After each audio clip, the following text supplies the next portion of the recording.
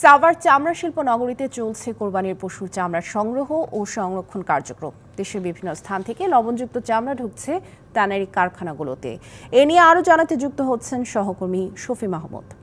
শফি, কি পরিমাণ চামড়া এবার ট্যানারি কারখানাগুলোতে এসেছে সেটা নিশ্চয়ই জানা গেছে, সে বিষয়ে জানাবেন এবং সেখানকার সবশেষ পরিস্থিতি জানাবেন। সামিয়া, প্রথমে জানিয়ে রাখি, এই যে ট্যানারিতে চামড়া সংগ্রহের কার্যক্রম, এটি কিন্তু আগামী 2-3 মাস এভাবেই চলতে থাকবে, যেহেতু দেশের বিভিন্ন স্থানে যেসব আড়তগুলো রয়েছে সেই আড়তগুলো থেকে এই ট্যানারি মালিকরা সেখানে গিয়ে সেই চামড়াগুলো ক্রয় করেন এবং সেই চামড়াগুলো কিন্তু পর্যায়ক্রমে এই ট্যানারিতে ঢুকতে থাকে।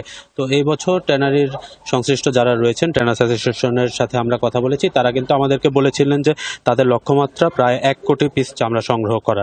তো সেই লক্ষ্যমাত্রার দিকে তারা এগিয়ে যাচ্ছেন এবং তারা কিন্তু বলছেন যে চামড়ার বাজারের যে অবস্থা এবং এবছর যেহেতু লবণ এবং রাসায়নিকের দামটা হাতের নাগালেই ছিল, তো সেই ক্ষেত্রে চামড়া নষ্ট হওয়ার প্রবণতা খুবই কম ছিল।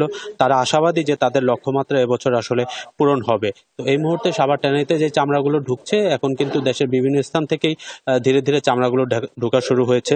যে প্রক্রিয়াটা এভাবে পর্যায়ক্রমে চলতে থাকবে। এখন এখানে যে কার্যক্রমগুলি চলছে সেগুলো আসলে মূলত লবণজাত চামড়াগুলো থেকে এখন চামড়ার যে বাড়তি অংশগুলো রয়েছে সেগুলি ফেলে দেওয়া হচ্ছে।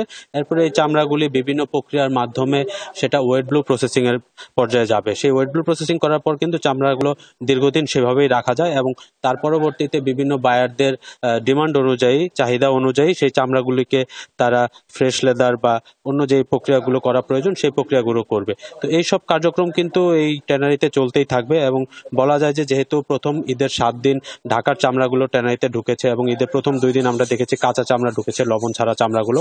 এরপর লবণযুক্ত চামড়াগুলো ঢুকে এবং গতকাল রাত থেকেই আমরা দেখতে পেয়েছি যে আসলে এই ঢাকার বাইরের যে অঞ্চলগুলো রয়েছে, রাজধানীর বাইরের দেশের বিভিন্ন অঞ্চল থেকে এই লবণযুক্ত চামড়াগুলো ট্যানারিতে ধীরে ধীরে ঢুকতে শুরু করেছে। এই চামড়া ঢোকার প্রক্রিয়াগুলো চলছে এবং সাভারে যেই ট্যানারি কারখানা মালিকগুলো রয়েছেন সেখানকার যারা শ্রমিক রয়েছেন তারাও কিন্তু এখন ব্যস্ত সময় পার করছেন এই চামড়া সংরক্ষণ এবং সংগ্রহের প্রক্রিয়া করার জন্য। তো সাভারের ট্যানারি শিল্প এলাকা থেকে এই ছিল সর্বশেষ পরিস্থিতি। সামিয়া। শফি, ধন্যবাদ আমাদের সাথে যুক্ত হওয়ার জন্য।